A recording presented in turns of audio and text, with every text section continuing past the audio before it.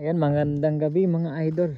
Nagluluto pa rin tayo ng kupras mula 3 PM hanggang ngayon. Ano oras na ba ngayon? Na magna-9 na. Hindi pa rin tayo tapos. Sobrang lakas ng dangga. Abangan nyo po ang full video natin. I-edit namin at pagsasama-sama namin mula pag-harvest hanggang sa pagluluto. Talagang sobrang pagod na at saka nakakaantok. Lakas ng apoy. Parang nakuha ng aking truffle.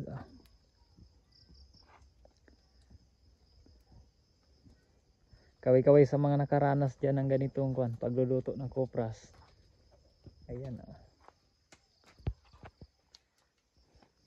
Lakas ng apoy. Konti ng ating gatong. Sana'y maluto na siya.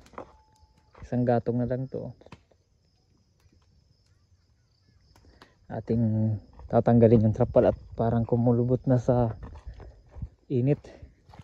Lilibo tayo dito. Ay, salamat pa rin po para sa mga sa mga patuloy na naapektuhan ang trapal. Sa mga patuloy na sumusuporta sa sa aming channel. Ay, grabe Uy, nadaab Nadali ang aking trapal.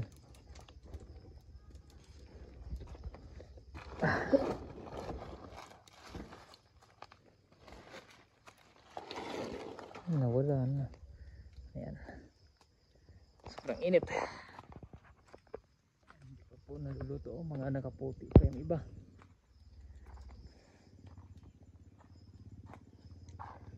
Buti na lang may yero tayo na pantabing paikot. Ay di napaganda. Maganda ang kahit lumakas ang hangin.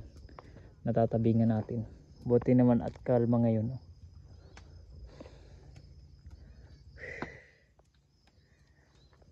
Ay, sobrang pagod na. Pagod at nakakaantok.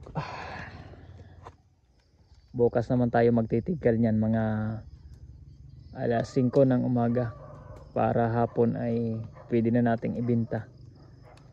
Magkano ang presyo pala ng kupras diyan sa inyong lugar? Dito sa amin ngayon ay 37 dito sa San Narciso, Quezon. Iwan ko po sa inyong lugar. Siguro sa ibang lugar mahal ang kopra ngayon at kukunti lang ang nakukopra ngayon ng mga tao. Ayan, hanggang dito na lamang po muna. Update lang ako. Abangan nyo po ang full video nasa sa YouTube. Maliwanag ng buwan, sumisikat ang buwan.